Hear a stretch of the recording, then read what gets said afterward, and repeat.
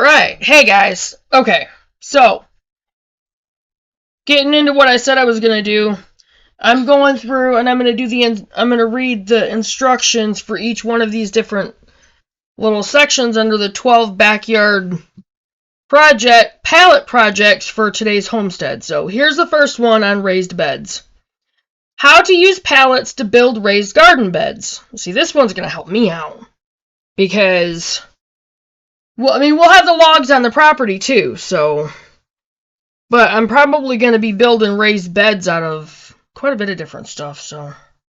Anyway. Growing a garden in raised beds has many benefits, but can sometimes be a little costly depending on what you build them out of. I'm all about being frugal and using what I have or what I can get cheap or free for my homestead projects, and pallets seem to be one of those things that just seem to be easy to get for free. Thankfully, down here, it's going to be a lot easier to get pallets than it was for us in Michigan, so. I love having free lumber, but there are a few things you want to consider before using pallets for your projects. Sometimes saving money does have a cost. I found there is usually a trade-off between time and work for money. What I mean by this is by using pallets I save a lot of money on lumber, but it can be a lot of work and time making usable lumber out of the pallets by breaking them down and removing the nails. It's worth it though. I mean, anything in homesteading is going to cost you time. Anything. So, excuse me. Never ignore the fact that your time and energy are worth something. So you always have to weigh the actual cost to determine if the money you save is worth the other expense. Make sure you're using the right kind of pallets for your project. If you're using pallets for a garden bed, you want to make sure you're using pallets that haven't been chemically treated, and I will make sure of that. You also don't want any pallets that have been painted for that either. I don't discard all chemically treated pallets personally. I just use them for projects that have nothing to do with my food or constant contact. Check out the website www.1001pallets.com pallet-safety for more information about determining how your pallets have been treated. This is an important step that you do not want to skip. Pallets take up a lot of space. Something I hadn't considered and may not be a problem or a big deal to some people is the space unused pallets take up and the eyesore they can create when you're storing them between projects. I didn't have any extra room in my building, so I stacked them outside for a couple months before getting around to my raised bed project, and what a mess. I suppose if you broke them down and stacked the lumber rather than just stacking up the pallets as you brought them home, it would fix this issue. But as poet Robert Burns put it, the best laid plans of mice and men often go awry. And that is true. All these things considered, I still believe using pallets for homestead projects is worth it because of the money saved and their availability. So how did I make my raised beds from pallets? I just happened to get my hands on about 200 quarter pallets. These pallets measured out at 20 inches by 24 inches, 20 by 24 inches. This saved me a lot of work as I didn't have to get the boards to a shorter length to reduce the height of the raised beds. So, I'll have to remember that. 20 by 24. I'm going to screenshot that. I'll have to remember that. Okay. Breaking down the pallets. I took apart some of these pallets quickly by using a reciprocating saw and just sliding it between the boards and cutting the nails. I had to do it this way because when I would try to pry the boards off, I kept breaking the boards because these quarter pallets use a little thinner wood. The only reason I broke down some of the pallets is so that instead of building the bed sides from scratch, I simply kept the pallets whole and used the boards from the broken down pallets to cover the gaps between the boards as seen in the picture above. And that's actually how you use them to build a chicken coop, too. You just use the boards from the broken down pallets to cover the gaps. Okay. Oh, I thought that was it. Okay. If you're using regular full-size pallets with thicker wood, you can use a tool called a pallet buster to quickly break down a pallet. I purchased one of these a couple years ago and it made working with pallet wood a lot easier and faster, which changed my thinking about my time and energy to wood cost analysis. There were times I was breaking down pallets with a hammer and crowbar and thinking it just wasn't worth the trouble. So do yourself a favor and pick up this tool if you can. Pick up this tool if you plan on doing a lot of pallet projects. It's called the Vesteel SKB DLX Deluxe Steel Pallet Buster with a handle, 41 inches. And I don't know if you can see that or not. Yeah, I hate the glare on my phone. You can see that or not. And I'm actually going to screenshot that, because I'll make that something I look up on Amazon.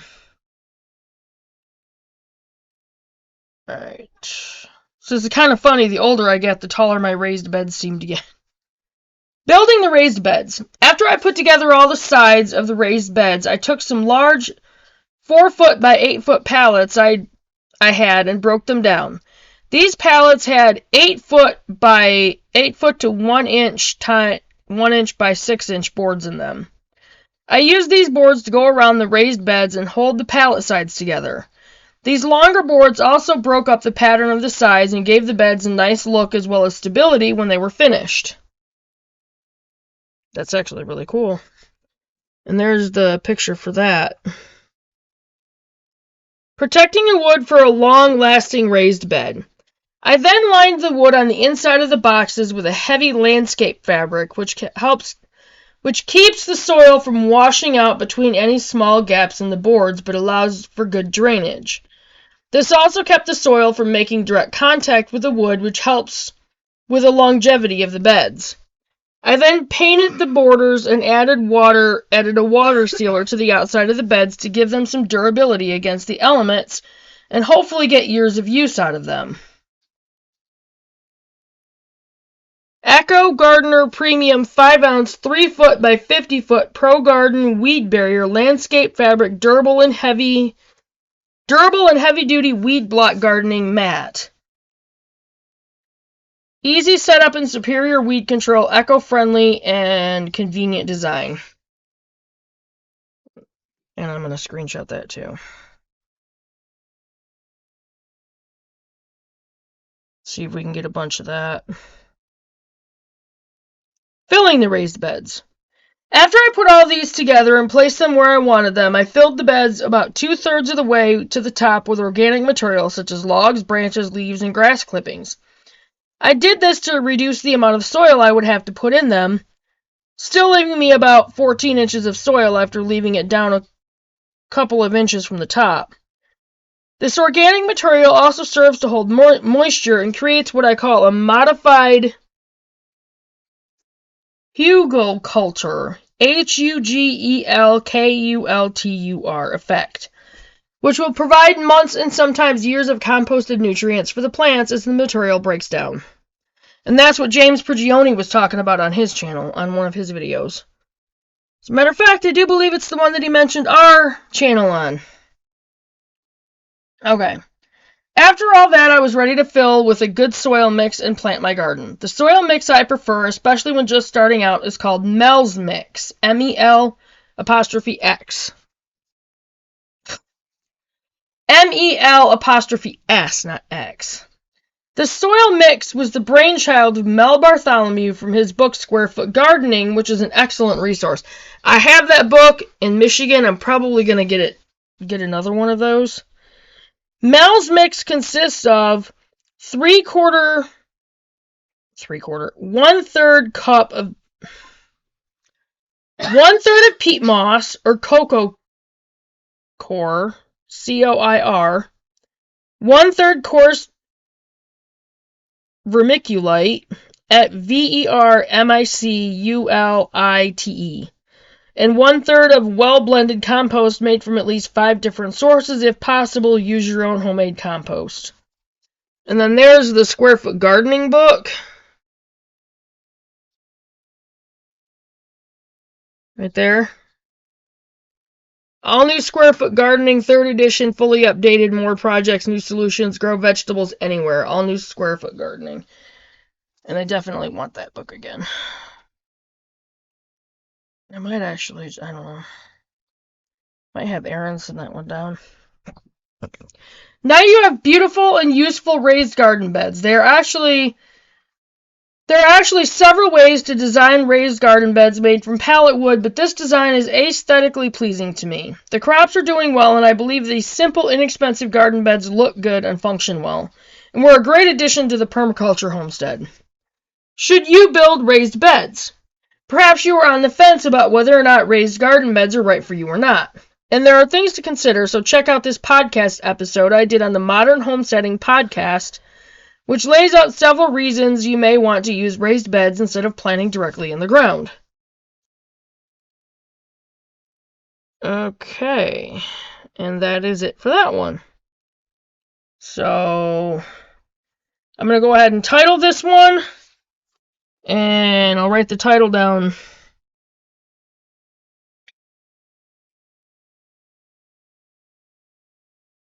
So Chloe can add the intro to this one. And I might do another one here. It's 1 o'clock. I have to be there at 3:30. Yeah, I might do another one. Just depends. But I will get this one ready for her to take care of. And I will see you guys in the next video. Remember to like and share the videos. If you haven't subscribed to the channel, hit the subscribe button and the notification bell so you get all of the notifications.